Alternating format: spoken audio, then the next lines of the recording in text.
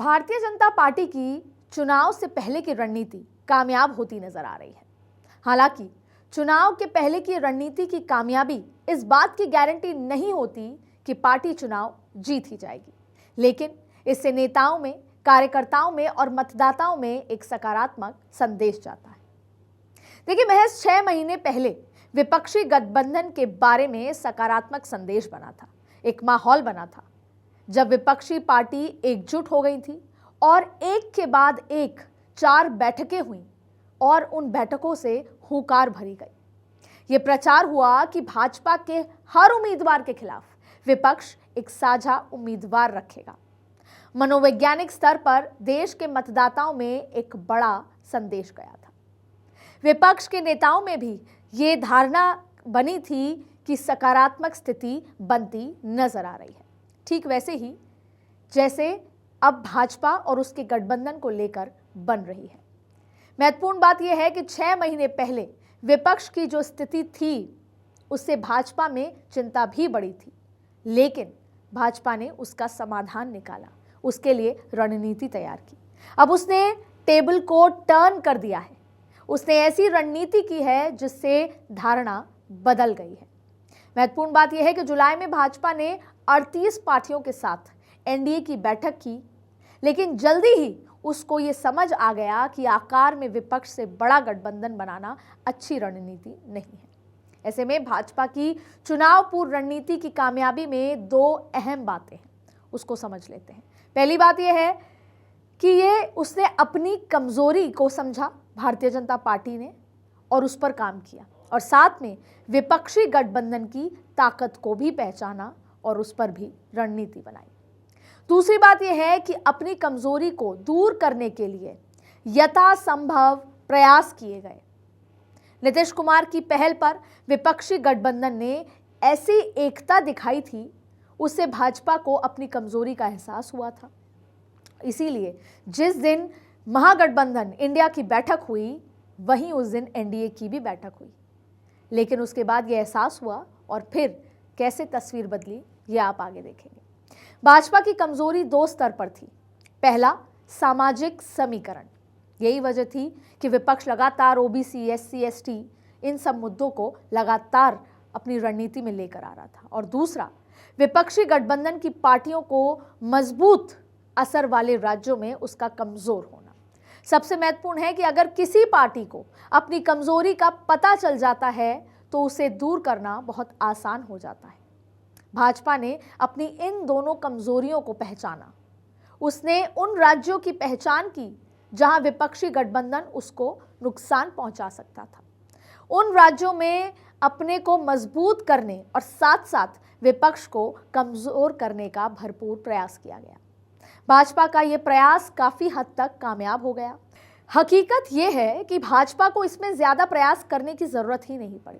विपक्षी गठबंधन की फॉल्ट लाइन पहले से ही सबको पता थी, और साथ ही गठबंधन की केंद्रीय पार्टी यानी कि कांग्रेस के काम करने का तरीका भी भाजपा को पता था। भाजपा को पता था कि कांग्रेस फैसला करने में बहुत देरी करती है, और कांग्रेस ने सचमुच देरी कर दी, और जिसका फायदा भारतीय जनता पार्टी को मिला। लेकिन उसको ज्यादा फायदा विपक्षी पार्टियों की आंतरिक राजनीति और आपस के पारंपरिक टकराव से मिला। और यही हुआ कि भाजपा को अजीत पवार की महत्वाकांक्षा का पता था और उनकी मजबूरियों को भी वो साध गए थे। भाजपा ने उनको उप मुख्यमंत्री बना दिया।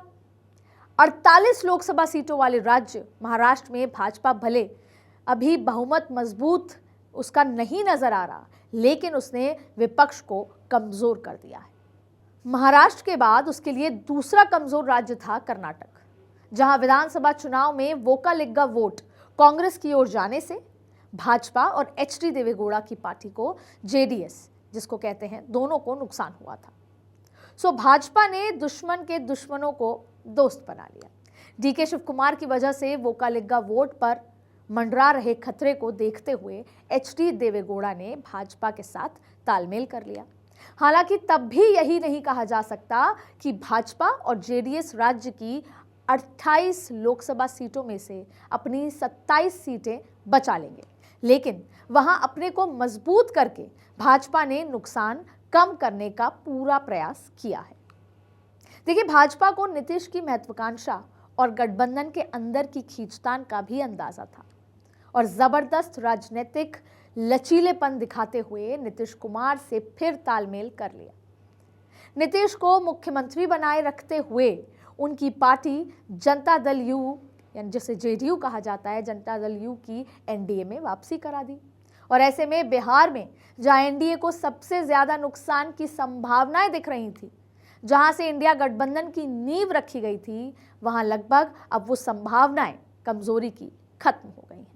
महत्वपूर्ण बात यह है कि बिहार की 40 लोकसभा सीटों पर सामाजिक व राजनीतिक समीकरण एनडीए के पक्ष में हो गया। पूरे देश में विपक्षी गठबंधन इंडिया के बिखरने का संदेश भी चला गया है। अब देखिए, भाजपा के लिए मुश्किल राज्य में एक पश्चिम बंगाल भी है, जहां पिछली बार भाजपा को छप्पड़ फाड़ सीटें मिल गई थी। उसने 42 में से 18 सीटें जीत ली थी और उसके बाद विधानसभा चुनाव में भी उसने अपना वोट आधार कायम रखा था। वहां भी विपक्षी पार्टियों के गठबंधन होने की संभावनाएं कम दिखाई दे रही हैं। उत्तर प्रदेश में भाजपा को इस बात की आशंका थी कि अगर पिछली बार की तरह बहुजन समाजवादी पार्टी और समाजवादी पार्टी के बीच तालमेल हो गया तो उसको नुकसान हो सकता है। लेकिन मायावती ने अपने जन्मदिन के मौके पर यानी 15 जनवरी को ऐलान कर दिया कि वे अकेले चुनाव लड़ेंगी। लोकसभा के चुनाव वो अकेले लड़ेंगी, अकेले मैदान में उतरेंगी। तो भाजपा के रास्ते के लिए जो बड़ी बाधा थी उसके रास्ते में वो टल गई। हालांकि ये नहीं कहा जा सकता कि पश्चिम बंगाल और उत्तर प्रदेश में विपक्षी एकता नहीं बनने के पीछे भाजपा या केंद्र सरकार की कोई रणनीति रही हो, लेकिन दोनों राज्यों की राजनीतिक घटनाक्रम की एकमात्र लाभार्थी भाजपा रही।